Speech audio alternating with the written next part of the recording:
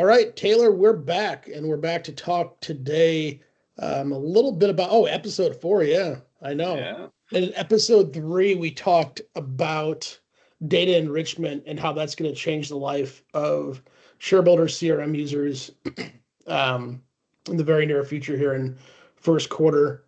And we didn't get a chance to get to everything in episode 3. There's a lot to cover. We might even have another episode after this to talk about more data enrichment. It's a really exciting topic. Probably one of the things I'm most excited about that's happening in the industry and certainly in our product. So um, we talked a little bit about how you can enrich a company, a contact, pull in things like brand logos just from a simple click of a button here.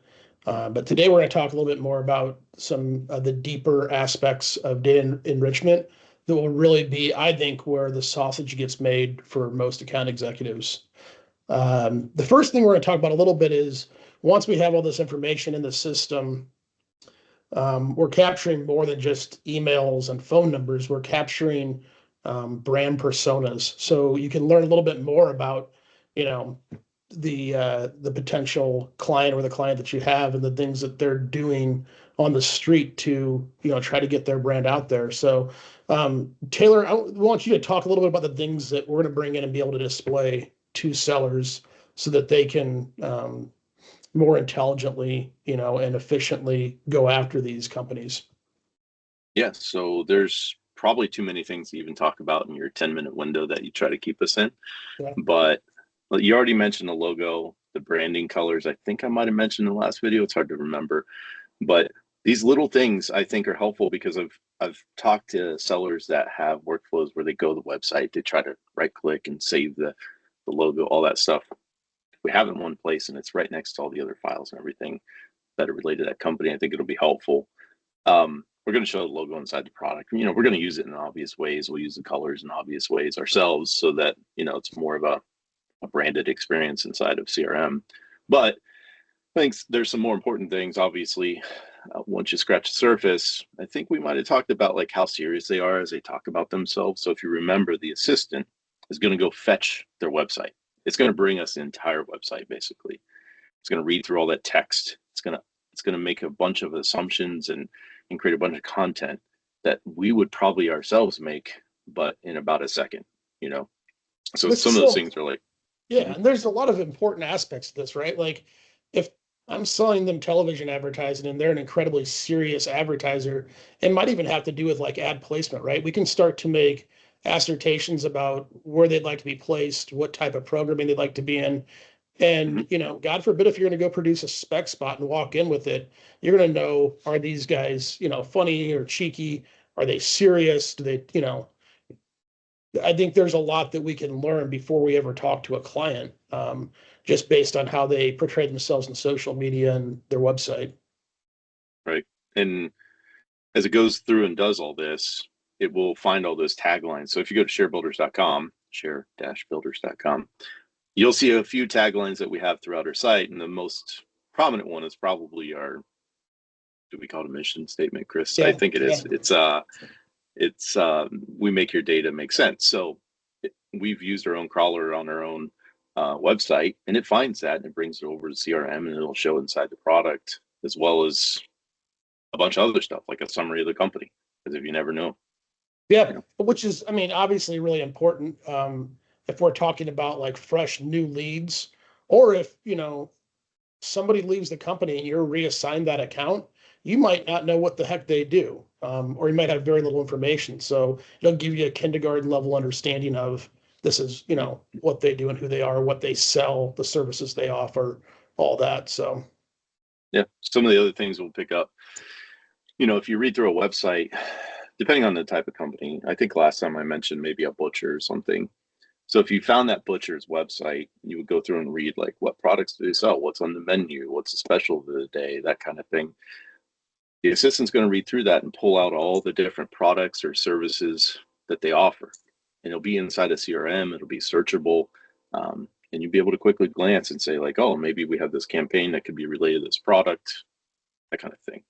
Yeah, here in the Midwest, like if you're a butcher that offers deer processing versus one that who does not, that might be a very good valid business reason to walk in the door, before hunting season and say you need to really be talking about your the deer processing that you offer, right? So Yeah, there's a lot of upside to that, I think. I'm glad you're here, Chris, because I would have never thought of the deer processing idea, but I thought the butcher He's thing. the Midwest guy. No, it's good. There's a lot more to the brand persona. I think maybe an extension of that is like their digital presence. Mhm. So, as we let the assistant comb through their website, it's going to find all the links to their blog for sure, their social media links, and we're going to let the assistant kind of go travel into those things and pull all the content out. Yeah, I don't want to jump ahead to what I want to talk about because I'm really excited about it. What else, like, I mean, could we tell a little bit more about, I know we're tracking like their SEO, what type of website they have. Is it built in, some sort of prepackaged website builder like a Wix.com, or is it a WordPress site? What else can we find out that would be helpful for people about their digital presence as a whole? Yeah, so you kind of mentioned it. It's the entire stack of how their website is built. It might tell you how tech savvy they might be. If they're using Wix, they might not have the resources to take on, too much more in the digital side, or maybe they need help going to the next level with something a little more custom. Um, we're Yeah, but you might not tracking. want to bring those same people, and assume that they would want a website that had, um, you know, I can't think of the word right off the top of my head. It's been one of those days, but like an e-commerce site, they might not be able to jump straight to that, but maybe you could, if you're one of those companies that's selling these services, you can at least bring them from like, really basic front end editing Wix to like a more robust WordPress site. Yeah, for sure. And just to clarify, we are tracking whether or not they have e-commerce through something like Shopify or Yeah. a custom WordPress plugin. We're looking at those details for sure. We're also measuring whether or not they have any kind of analytics plugged in so that we can start to look backwards on their social or their digital presence and the performance there. And then also we're tracking whether or not they have any kind of advertising kind of plugged into their site as well. So Yeah. get that full stack. But the assistant has also been trained to do an SEO analysis and give them a basic score on how well they maintain their own site. I think in the far future, maybe a little bit further than what we're talking about here, we'll teach the assistant to do a much better in-depth SEO analysis if that's important to our customers. Yeah. And then things like social media health, right? Like how frequently are they posting on social media? Um, Again, that goes back to their kind of their brand persona a little bit as well too. What kind of post are they making? Are they Yeah. cheeky, serious? Are they posting offers, or are they just, having fun with their brand?